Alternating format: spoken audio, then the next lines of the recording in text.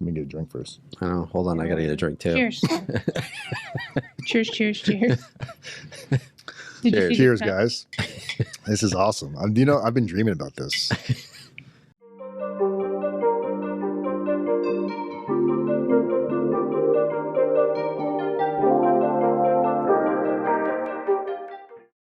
Blah, blah, blah, blah, blah.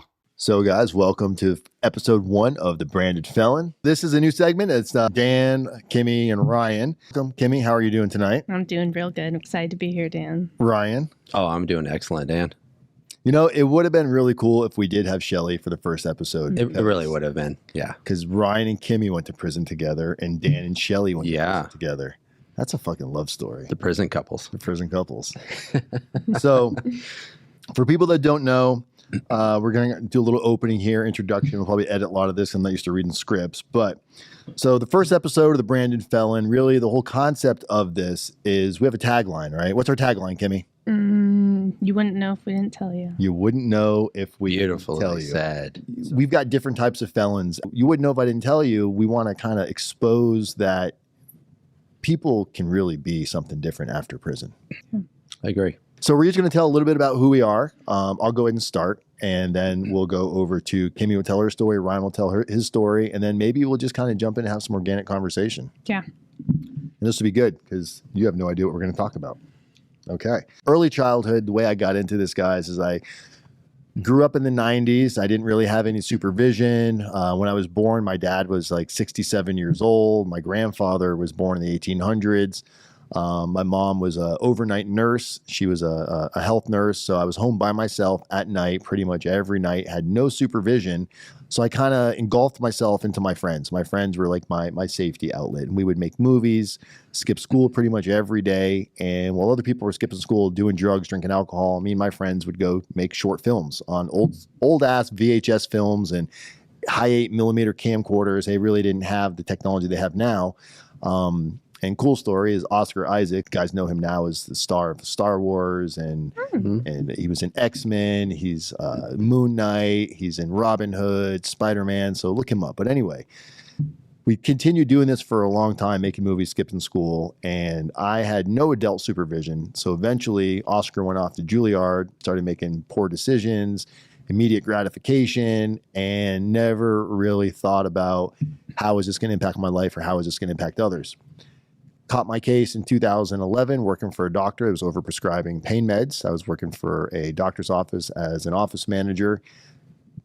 Came under federal indictment because the doctor was overprescribing opioids like Schedule II narcotics, oxycodone, Percocets, things like that.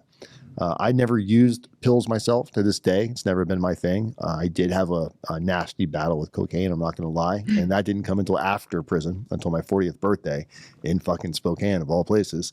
But yeah, cocaine definitely rocked my world, took a lot from me. But prison, the scary part about prison, and you guys will be able to relate to this, is I got indicted in 2011. I didn't go to prison until 2014.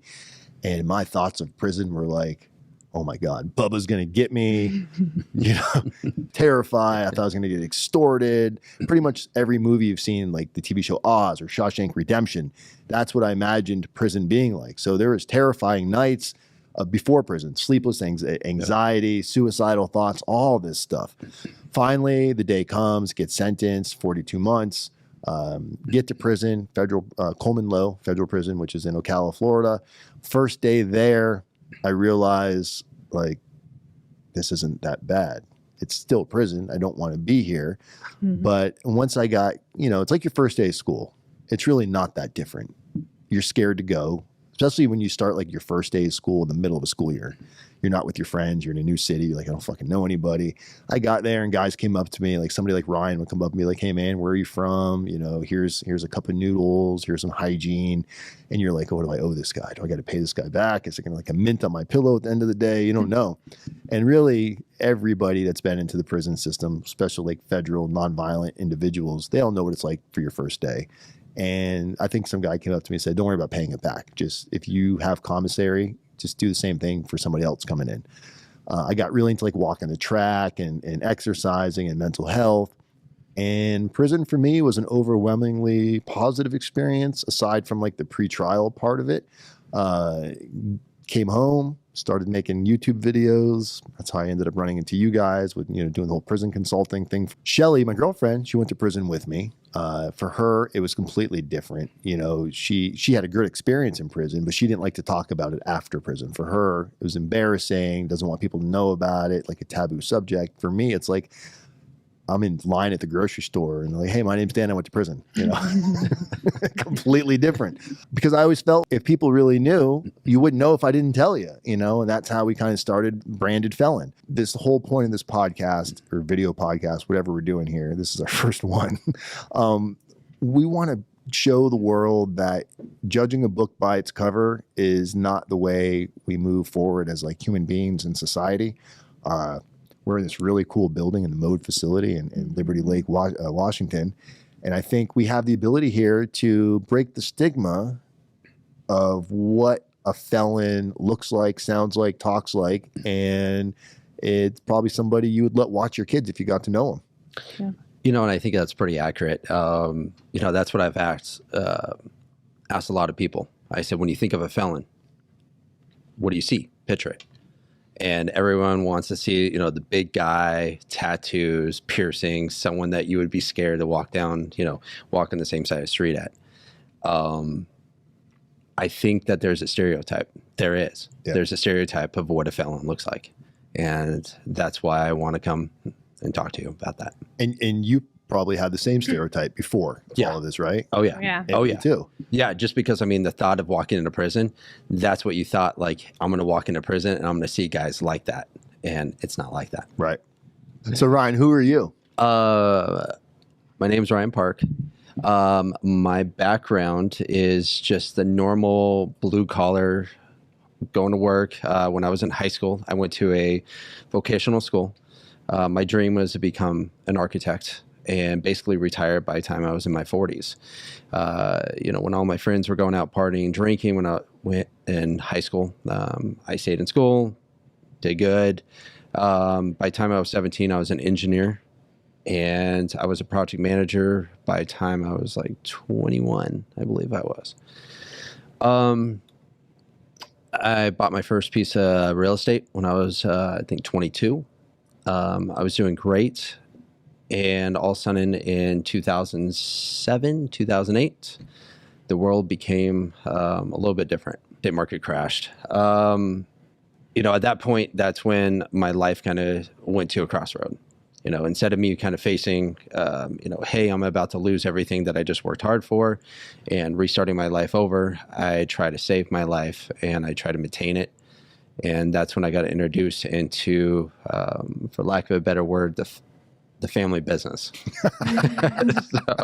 so it's weird. It's weird when you get introduced into that kind of world because it becomes so easy. So it's like a drug, it starts small. And what's really weird is when you start to get into that kind of criminal mindset, how if you can justify one, then it leads into another and it leads into another. It's like almost like a snowball effect itself. And I didn't realize that's what I was doing at that time. So, I justified doing one criminal enterprise and, pretty much it was insurance fraud. It was fraud. And I saw things that, gave me nightmares. I saw things that I'll never want to do again. But at that particular moment, I didn't know what my limitations were. And I justified it to myself. And I said, okay, I'm just going to do this one. And then this is going to help me. And then I'm going to restart my life over again. So I moved up to Spokane, Washington with some of the funds that I received from that first one. Then all of a sudden, I bought a house and then I had to maintain that lifestyle. And then the snowball continued growing and growing and growing. And when you say insurance fraud, I know you can't go into super details, but we're talking about like staged events, car accidents. So basically it was stage accidents. And it wasn't accidents where, hey, look, ow, my neck hurts. It was real to the point where there was blood, surgeries, things of that sort. Things that,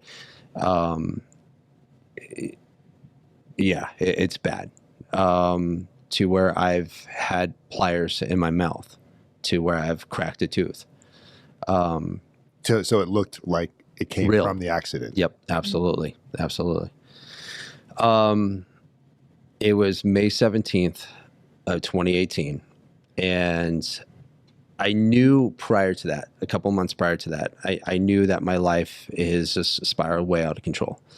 And I knew I lost who I was. I lost that where I was proud to look at myself in the mirror. And the little life I still had inside of me, I went and got a contractor's license, and we're going to start a contracting company. The first job on May 17th of 2018, the very first job, I remember I woke up, and now I came from a lifestyle of where, there's exotic cars, taking trips and boats and yachts and things of that sort. And I remember the truck that I bought the night before was this little pickup truck. It didn't even have stereo, this old truck. I was so happy. I was so happy because I was starting to find who I was again. And I left the house. I went to my friend's house. I was picking him up to go to our first job site. I made lunch, and we had one of those Ring doorbells. And I remember I looked down at my phone, and it was like 7 o'clock in the morning, and it said that you have someone at your front door. And I clicked it, and all you see is the FBI agent standing there. Mm. And, at that particular moment, of course, I wish I'd be like, why are they standing there? But obviously I knew. That spiraled way out of control. My wife was actually the one that was at the house during the FBI raid. And your daughter too, right? And our daughter. Yeah. It doesn't affect that. It's funny when you look back, and that you look back at all the choices you made. And of course, how, you justify it, that, I'm doing it for my family. I'm doing it to provide something for them. I'm doing so I can, do trips. It didn't hit me until I saw on that camera when I'm watching it, that FBI leading our daughter and my wife out of the house. And that's when you're just like, none of it matters. Like, none of it did. And that's when my world changed, was at that moment. I knew I had lost everything. It wasn't about the house anymore. It wasn't about the cars. It wasn't about any of that anymore. I lost my family. I was about to lose everything. We were indicted not shortly thereafter. I believe it was December 21st of 2018. The government did it right before Christmas. So that made it very wonderful. It was a 101 count indictment. There was 20, I believe there was 22, 23 people on the indictment. Mm-hmm. There was an additional, I believe there was about a dozen unindicted co-conspirators. It was a massive ring. We made breaking news here. It was breaking 5 o'clock news here in Spokane, Washington. We got phone calls from reporters. The indictment was linked to the media, and we got phone calls from reporters. The reporters then put a statement out mentioning our contracting company, which our contracting company was actually the out. So we pretty much lost. You guys started that contracting company to get out, to try to get away from the fraud business. And behind the scenes, the FBI was actually complimenting us, and the prosecution was complimenting us by trying to do the right thing. But the media, how the media spun it was... nobody likes a happy story. They all want to see, you're the devil. So we lost that. But yeah, we got indicted. We took a plea. I mean, I was looking, I believe I was looking at something like 50 something counts. For those that don't really know, counts are pretty much a relative. It doesn't matter. I mean, you could be indicted on 50 counts. It fucking matters when the day they give it to you, because I remember talking to you. He says, look, he says it doesn't matter right now. Look, this mother Looking at like 50 there years was- in prison, it mattered. Trust me.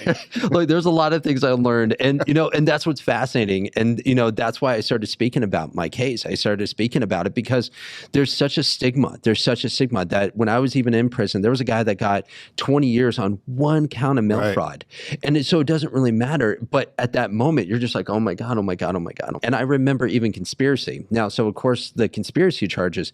That was one thing that I freaked out. Even my attorneys, the exact words is the federal government does not know how not to charge someone with a conspiracy because it's just such a blanket. It's a blanket. It's a blanket charge. We had a self-surrender. So my wife went first. She went a week before I went. And I remember the moment I said goodbye to her, saying goodbye when I wished her off. It was like my soul died. And I remember I was so depressed, just like what you said, you're thinking of suicide, you're thinking of all this. But then what's weird is that there's something your body does, your mind does, like you just switch and it's like survivor mode. And you have to do this. And I remember walking to prison. Now you got to understand that. How long? So Kimmy went first, right? You said Yeah. Kimmy went first. So Kimmy, we'll come back to Ryan real quick. Kimmy, how soon did you go before Ryan? I went a week before him, and I went in the day. How mad were you? I was pissed. Okay, but Kimmy, hold on. Kimmy took a lot of this stuff personal. Okay, but almost like she was mad at you for it. Well, yes. You picked the surrender dates. But we also got to put a little, the little disclaimer in. You got to keep in mind, I got designated to go to a camp. Right. Cupcake camp, cupcake camp, cupcake camp, cupcake camp.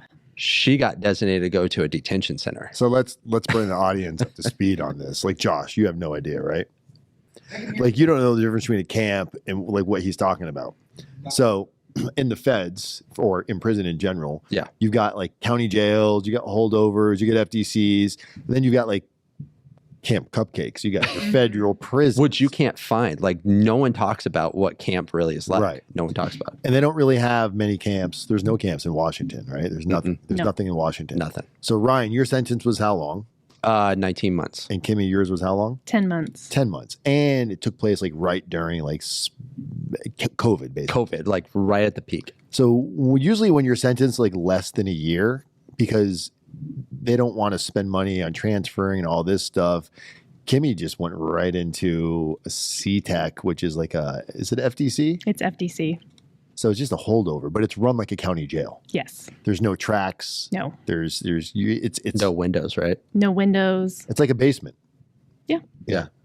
It's basically what you see in movies, right? Yes. Yeah. And you cells, locked up, doors. Where were you hoping to go? I wanted to go to Dublin, California. That was the closest camp. And that's a woman's facility, outdoor activities, crocheting, watching TV. Driving around, golf carts. Hey, look, we're talking about you right now, not we're talking about your experience, not my experience right now. Well, the problem with me is the day I showed up and self-surrendered, it was the first day of COVID lockdown. And I showed up and I looked absolutely terrible because I was in a mess. I was very, very sad. And they thought I was sick with COVID. So they made me sit in a cell. Did you quarantine? No. No? It was before the quarantine. Okay. But they put me in the holding cell for probably like 8 or 9 hours, just until my face cleared up because I was just an emotional wreck. And they thought I was sick. But I finally went up to my room. I got my bed. I got all my things. And I walk into this room and all the girls are like, fresh meat, hello, like you see in the damn movies. So Ryan went to a camp. Kimmy went to an FDC. I didn't go to a camp. I went to a low security, but even though I went to a higher security, it was still... So wait, everyone did harder time than I did. Yeah, well, she did harder time. I didn't do harder time than you did. It was just a scarier environment. Like we had the fences with the barbed wire, but other than that, bro, like my hardest day in prison was like, am I going to do 1 yoga class or 2? That was like tough, you know? It was like being in this mode campus. That's why I love it here. So Kimmy, you're in an FTC, but there ended up being a silver lining in this for you. There was a silver lining. Right. I ended up being the lowest security in my entire unit, so they sent me home after 5 months, half my time. So I did get to come home early. And you bypassed federal halfway house. You went straight to ankle monitor. Straight to ankle monitor. And I somehow lived peacefully for 5 months on a horse farm with 5 acres. It was awesome. Yeah. It was beautiful. It's so weird. Tell me, look where we're sitting right now. Yeah. Remember sitting at your kitchen table with your mom sitting there and just like thinking about someday these days. So I met these guys as a prison consultant. I had a little business in Spokane in the bank building there, and you guys came in my office and terrified, and because I'd already been out for a couple of years, I did my time well before COVID, but hearing your guys's fear and anxiety and what's it going to be like and all these questions, this is why it's so important, because attorneys, they're not equipped. It's not that they don't want to. They don't know this shit. They're all pre-conviction, pre-sentencing, plea deals, PSR. That's it. Yeah. Yep. Good luck. Yeah. So you guys like me had questions like, what's prison like? What do I need to know? How can I shorten my sentence?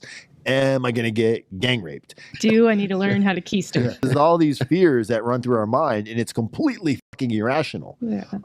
But it's based on what we see and hear. What was your day-to-day like in FDC? Oh, wow.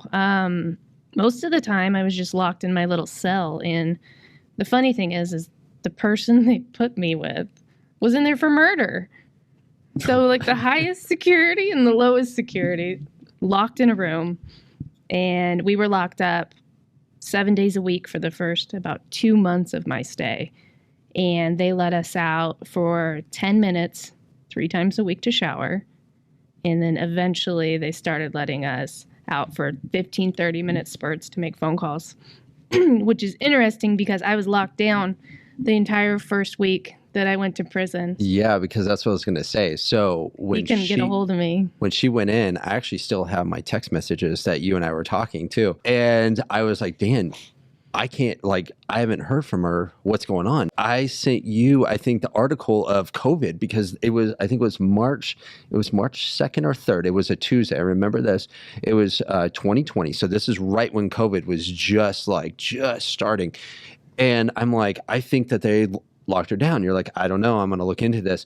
And so I'm like, something's going on. Yeah. And I had a self-surrender a week right before that, like right after that. I couldn't get a hold of her. So it was actually magical. I was locked down. I was panicking. It was a scene out of a movie, right? I knew his time. I knew he'd be early to prison because Ryan's late to, or never late to anything. Yeah. So that particular day, they decided to let us out of our room for the first time in an entire week to use the phones. And I run out because my room's right by the phone, and I jump and I grab it, and they're like, you need a PIN number. And I'm like, what? So I go to the officer, and 2 girls start fighting, so we get locked down again. And then my heart sunk because I didn't get the opportunity to talk to Ryan. And for some odd reason, they let us out again, and the officer gave me my number, and I was like, I need to call my husband. To all these girls, I need to call him. He's about to self-surrender. And I called him on his mom's phone. Voicemail. So, and we're 40 minutes away from my prison, and my mom is going down trying to get me the breakfast, the free breakfast that they're going to serve there. And I'm just like, Mom, I'm not even hungry. I'm depressed. I'm about to walk into prison. Now, of course, a little side note, if I knew what I was going to get, the kind of food I was going to go into, I would have totally ate that breakfast all morning. But I was so depressed. My mom, she keeps getting a phone call from an unavailable number, but it keeps going in her voicemail. And I'm like, Mom, and of course, I'm horrible with cell phones. So I'm like, Mom, how in the heck do we turn off where we can get unavailable calls? I'm going through the phone call. I'm going through it.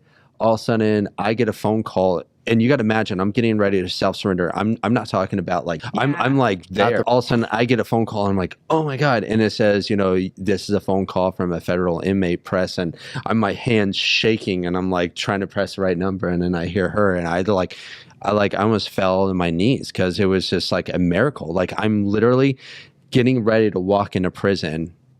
And that was the last time I'm going to hear my wife's voice for probably a year. Yeah. Yeah. It was pretty spectacular, the way it all happened and the way it all worked, and Renee not answering her damn phone. Isn't it weird? That meant so much. How long did that carry over into the rest of your day or next day, or like the fact that it was weeks. Yeah, because I knew. I got to say goodbye. I knew that he knew I was okay. Right. because he's a stressor. And those are, I mean, look, rightfully so. You were not at a woman's camp. You were at an FDC with a murderer as a roommate. With No really bad gas. cells, right? Yeah. You were in Shawshank Redemption. Fun fact, you're only allowed to flush the toilet once every 15 minutes. And if you do it and a little too fast, it'll lock up for an hour. Yeah. So you take a big deuce. Miss Murder didn't follow those, and I would get my food served to me. That's so gross. It was Yeah, terrible. So gross. And I imagine the food at the FDC was far worse than It was the food. beans and bologna. But we call it mystery meat because you don't really know It was what's in mystery the meat. meat. You're like, Yeah. it could be bologna, it could be cat. You know, can we get cat meat and call it bologna? Sure. Well, thanks to you, we pre-planned, we set money aside, so every month we had deposits going in. But even your commissary was probably different from our commissary, right? Yeah, but it was still good. Tons of ramen noodles. I mean, Swiss cake, meat sticks. Like, you got a lot of stuff. Hot Cheetos. Freaking Is it hot bringing you back right now? Yeah. Hot Cheetos were my jam. Oh. But I wasn't like you guys. I didn't share and I did not take anything from anybody. When you go into prison, you hear stories about like you don't talk about your case because in an FDC where she was, a lot of the women, most of them, probably all of them, but her were either they got arrested and they never got bond because their crime was violent. They were in waiting for final disposition, like to get sentenced or at least take a plea deal. Where Kimmy was, she already knew her charges. Where me and Ryan were, where he was, where I was, everybody was already sentenced. Nobody was fighting a case unless, you know, the 1%, 2%, 3%, they catch a new charge from something they did while they're in. Aside from that, Ryan could go talk about his case, not have to worry about anything. Where Kimmy was, women don't talk about their cases because they want to go get information on you, go turn it over to the government or prosecutor or state to try to get lesser time. So everybody in there is like really to themselves. Once they started getting out of our rooms, they actually realized that I'm educated and I knew how to read and write, and I can write very sophisticated things. So they were all coming to me to help them with letters to their lawyers and their families, everything. And I'd be like, hot Cheetos. So That was your price tag? that was my price tag. It was Mackerel where I was at. Honestly, I didn't ever take anything from anybody because I didn't want to get in a fight. Did you eat any mackerel? Oh, dude, I loved mackerel because Did you there like was it enough before you protein. got there? No, Did you smell it when you first got there? no one's ever going to believe what actually my post-workout meal was. Do you actually remember what I my don't post-workout? remember your post-meal. Kid you not, someone actually told me this. It was my post-workout meal was oatmeal with the Super C, which is kind of like emergency, Yep. and tuna. Okay. Mix that in. Mix it together? Yeah, so because you get the carbs and all this. But now when you look back, you eat things in prison you would never eat Yeah. outside. I remember my first day there in prison at Coleman. And for those that don't know, I don't know what this is before I did drugs too, so I don't know what my excuse was. But a buddy of mine convinced me. He said, "Hey, you got to make a spectacle when you go in there." It's your idea, Matt. I surrendered around Halloween time. It was September 23rd, 2014. So you're going around Halloween. So why don't we go to Party City and get a black and white pinstripe prison costume, like a Halloween costume, and you wear that the day you go in. Oh, that's going to go great. With Right. And at the time, I'm like, yeah, it's a great idea. So I get to prison. We're driving there. Two of my friends are driving me. And they're like, are you going to put the costume on? I didn't want to. And peer pressure, like, come on, you said you were going to do it. We've been talking about this on social media. So whatever. I fucking fall for it and put it on. I get to the prison at Coleman Low. And I get out of the car in a prison costume. And in Coleman, Coleman's the largest prison facility in the United States. It's got 2 penitentiaries, a medium, a low, and at that time it was a women's camp, which is now a men's camp. But there was a perimeter truck that would drive the whole perimeter of the prison with a shotgun in case anybody were to escape. Yep. Prison truck pulls up to me. He's like, "Can I help you? I'm here to self-surrender." You're going to go in there like that? Yep. Good luck. And he shows me the door. I buzz in. They let me in. And they there's like it's called yeah. R&D. standing at the front. And it felt like a hotel at this point. Like there's like a concierge desk. You Yeah. hand him your ID and he's like, "Have a seat. They'll be right with you." Off in the distance, I see 3 COs, correctional officers. And I see him walking. And something told me like, oh, this isn't good. The slow motion. Just Yeah. as they get closer and closer to me, I'm still in the mindset of my friends are watching. I can't let anybody down. So as they get from to me or Ryan, that distance, I stand up and I go, "You got me, coppers." This guy snatched me, my ear to his mouth. "We're not your fucking friends." This is what he said to me. Rips the costume off me, threw it on the ground, tells me to pick it up. I go to pick it up. He tells me stand up. So I stood up. He goes, pick it up. So I went to stand up. And I didn't know what to do. He kept yelling at me to stand up, pick it up, stand up, pick it up. Finally, brings me to like an intake room. They think I'm on all kinds of drugs. So they test me. Now I'm like, I've got Molly in my system. I don't know what Molly's made out of. I test positive for meth. I test positive for THC. So they put me into a special unit, which is called the fishbowl. Yep. And I'm in a crazy pod. It's the first time I smelled mackerel. I'm like, what the is that smell? This guy, you'll be eating this before you leave. Is there nothing else to eat? And I'm looking at the commissary and I see mackerel and I also see tuna. Why wouldn't you just get tuna if you could get mackerel?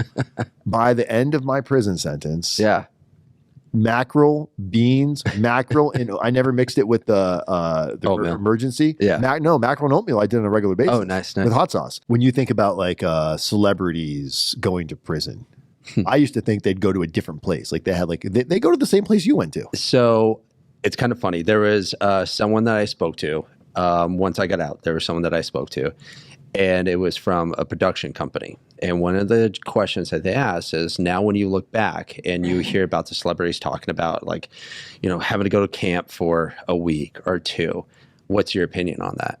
And I said, that actually when we were there, that's when that whole college scandal. And I remember I was reading an article out of a magazine during the college scandal, and one of the celebrities were talking about, how that they fear, and we were all laughing because I laughed harder than I probably ever, not because of the college scandal. I had so many good times in prison that I never would have imagined. Like I laughed until I cried sometimes. I met wonderful people there. And it's a life-changing experience if you make it that way. And that's what is so funny, that when you hear about when celebrities are talking about this, it's not what you think it's going to be. When you're going from that life to a prison life where you're used to like paparazzi flashing cameras in your face every 5 minutes. Like Martha Stewart and stuff. Martha Stewart went to Alderson. She went to West Virginia. Same prison any woman would go to with a nonviolent crime. Also, these celebrities that only get like 2 or 3 weeks, you don't even have time to digest. You don't. You're just thinking about getting out. If you were only there for like 2 or 3 weeks, you probably wouldn't even get out of your bunk. I know. Nothing. Yeah. So I almost think it's worse like that. Yeah. I totally agree. And that's why I think also the experience that she went through too is different as well. Yeah, I mean, obviously because, and so that's why, the people that she met there and the people that I met, just kind of like what you're saying, she was at more of like a detention center itself. And I was more there with guys that had been down for 20 years, but once they dropped below 10 years and they were eligible for that. So the stories I heard or the interactions that I heard, I mean, was amazing. Like, I mean, I was there with the guys that were, had books written about them. And, but no, I mean, kind of going back to that stereotype itself, I like, every time when I think about the guys who I met and the people that I interacted with, it's just amazing because you're like, I would have never imagined that you would have done this. You know what memory is probably a bad one is how much money you guys lost on your house.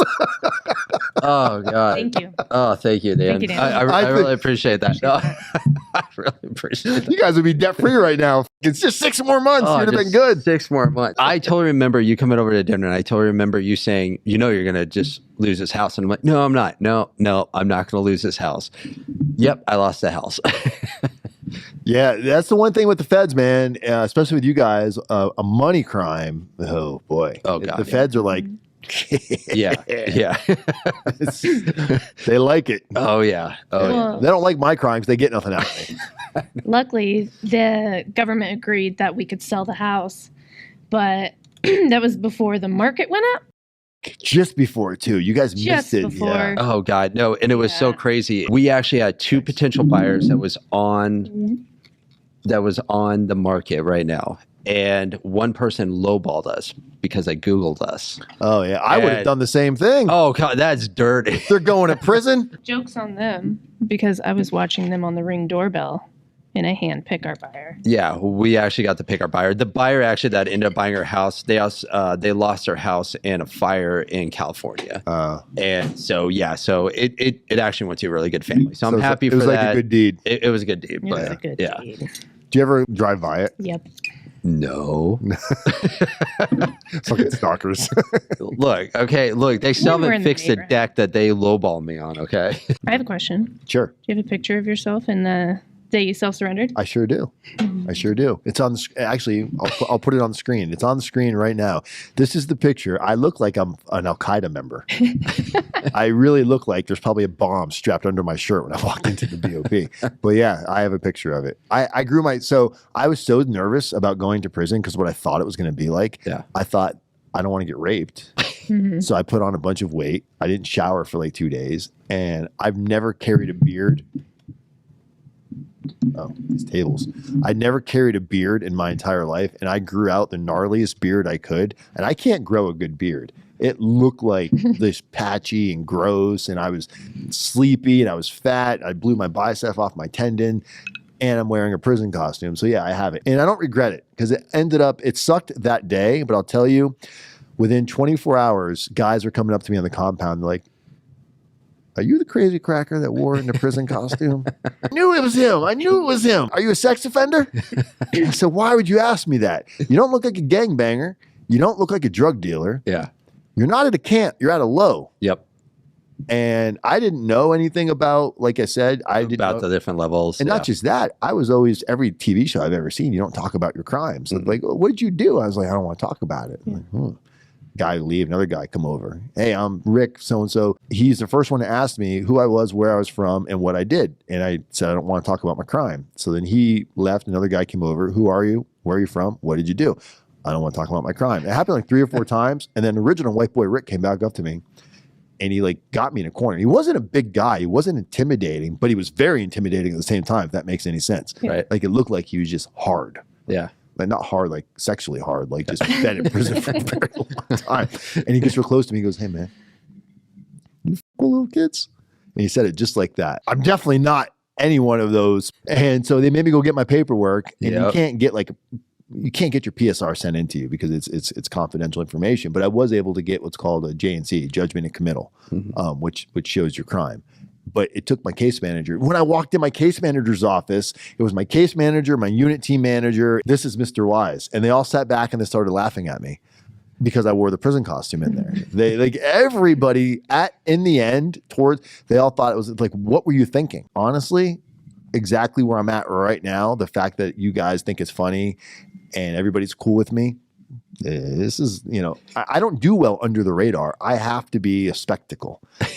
It's like it's hard even doing a 3-way prison channel, not a prison channel, 3-way where I'm not, because usually I'm running the whole thing. So this is going to be a challenge for me. You're doing great. I'm trying. I'm really trying. Kimmy, that morning when you woke up and you knew it was your release day, what was that like?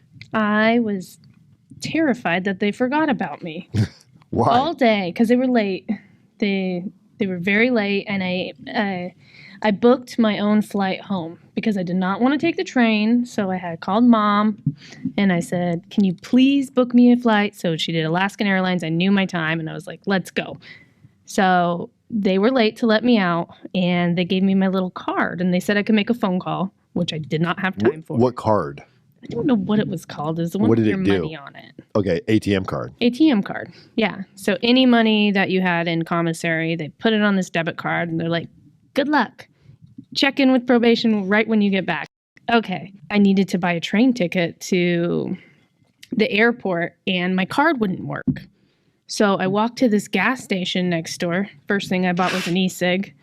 And the guy there, he's like, "Your card not working." And I'm like, "I don't know. This is the numbers they gave me." He's like, "Hold on." So he like picks up the phone, PIN, and he sets up the PIN as the last 4 numbers. He's like, "I do this all the time." And I'm like, "Thank God for you." Wow. So yeah, what clothes were you wearing? I was wearing my prison grays with the pockets. You wore them out of prison? Yeah. I did too. What? Yeah. Yeah. Yeah. They let you take your clothes with you? Oh, heck Yeah. Do you still have them? Oh, yeah, I do. I do. My pocket Yeah. prison grays. Leon Alvarez. I just got a message from him. I almost want to listen to this on the air. I haven't spoken to this guy since prison. The fact that we're talking about this right now, he sent me an audio message. Should we hear it together? Yeah. Let's put it up to the mic. Mr. Wise. Mr. Wise. Wow, it fucking feels different saying that outside of the setting where we met, man. Man, that last, well, I think it was your last post. The last post about stop fucking complaining and whining. That shit really hit home, man. I was gonna post something on there, but I didn't want to, I wanted it to be sincere. I didn't want to say, hey, man, we need to connect. Because I see so many people sometimes say, shit like that on other people's posts, and I know that they're not being genuine or sincere about it. So instead of posting it on there, man, I'm reaching out to you. Man, I've had a really, really fucking rough. He's going through some stuff. Yeah. Wow. See, this is the power that we have. Mm-hmm. This is a really, really good guy. I'm going to call him after this because clearly he's going through Yeah. some shit. And I'll ask him if I can share this when we do it. And if Yeah. we will, let me do it. Let's call him right now. Should we call him? Hey, I had the genius thought of, why the fuck don't you just call him? I am sitting here with two good friends of mine on a podcast right now named Ryan and Kimmy. This is our first night running a brand new series called The Branded Felon. Ryan, Kimmy, say hi to Leon. This is my homie from Coleman Low. Hi, Leon. Hi, Leon. Hey, nice to meet you. You Ryan And Kimmy. Kimmy. Kimmy. They've gone to prison. They've come home just like you now. And it's just, it's crazy that you reached out to me in this moment. Yeah. That is pretty crazy, man. I read one of your posts on Facebook, and I was going to post something on there, but I see so many people post things, and I know it's not sincere, so I'm like, you know what? Screw that. I'm going to message this guy. I don't want to just be like a bandwagon or stuff.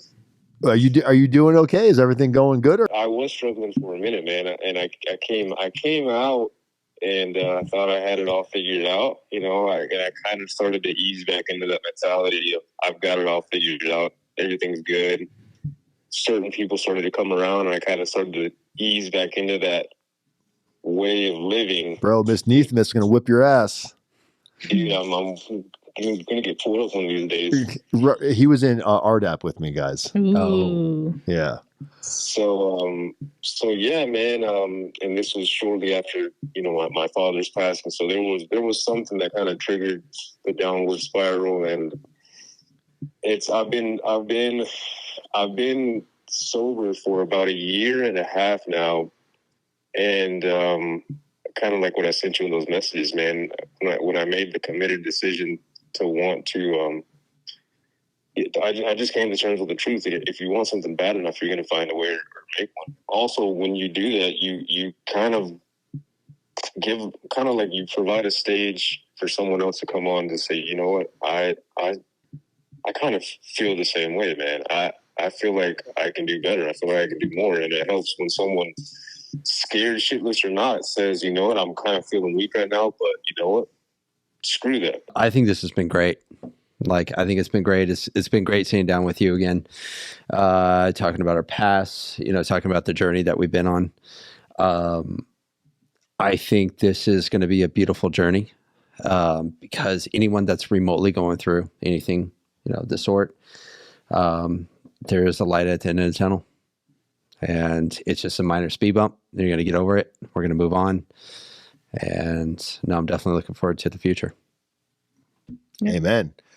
We'll be back next week to talk about how, through our growing friendship, a little bit of resistance grew, and how we kind of pushed through that through just growing as human beings. Yeah. And now we're all thriving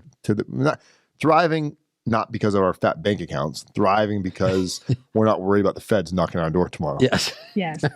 Cheers, guys. Cheers to that. Cheers. All right, guys. People having people, community is method, one day at a time. See you next week. Peace.